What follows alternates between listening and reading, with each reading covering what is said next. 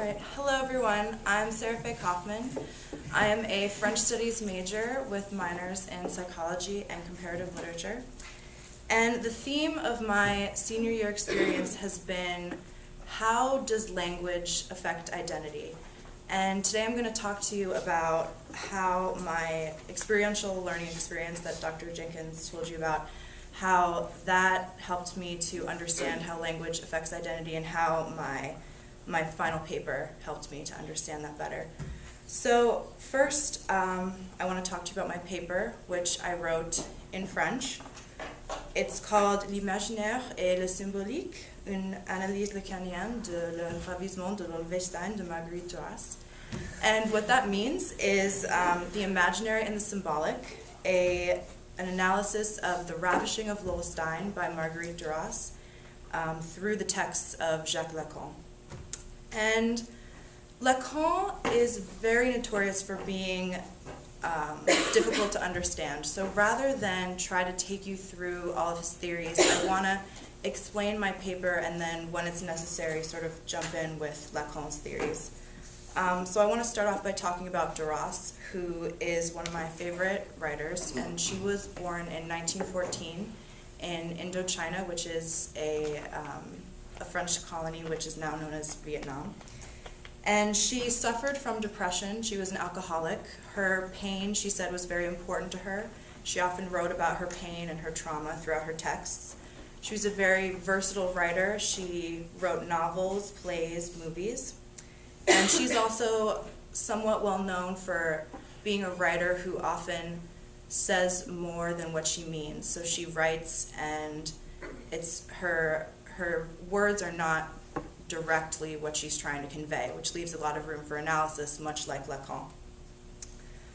The book, The Ravishing of Lolvestein, was written in 1964, and it tells the story of Lola Valerie Stein, a woman who is left by her fiancé publicly at a ball, and she suffers a horrible trauma after she's left by her fiancé. She stops speaking, she stops going outside, and she basically reverts to what I like to call the Lacan's imaginary stage, which is the stage before we learn language. And according to Lacan, after we learn language is when we enter the symbolic order. And through entering the symbolic order and learning language, we experience a separation from our mothers, because according to Lacan, having the ability to name other things is what gives us the idea that we are separate physically from our mother. So in my paper, I talk about how the trauma that Lol undergoes by being left by her lover can be viewed as a metaphor for the trauma that Lacan argues all children undergo when they learn language and are separated from their mothers. I also look at the mirror stage, which is another one of Lacan's theories about the formation of identity and how we form our identity in terms of the other. And throughout the text, I look at reenactment, Duras's use of the visual, and her use of how she plays with language.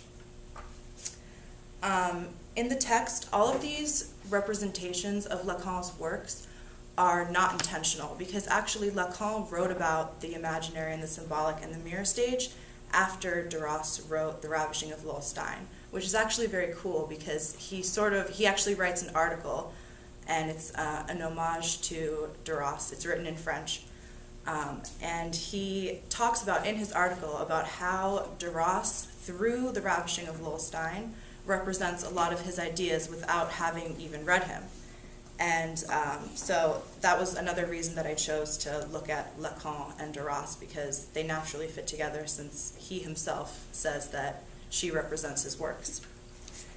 Lacan is a very interesting psychoanalyst, because as I said before, I'm a psychology minor, but I've learned more about Lacan in my French classes, in my English classes, in my philosophy classes than I have in my psychology classes, because something that's interesting about psychoanalysis, and the reason I find it more relevant to literature than I do to psychology, is that it's very difficult to test many of his theories with the scientific method.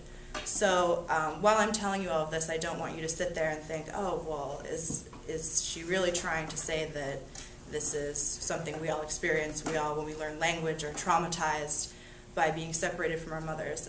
That's not what I'm saying. It's, as I said before, a theory, and it can be used to look at de Ross's work.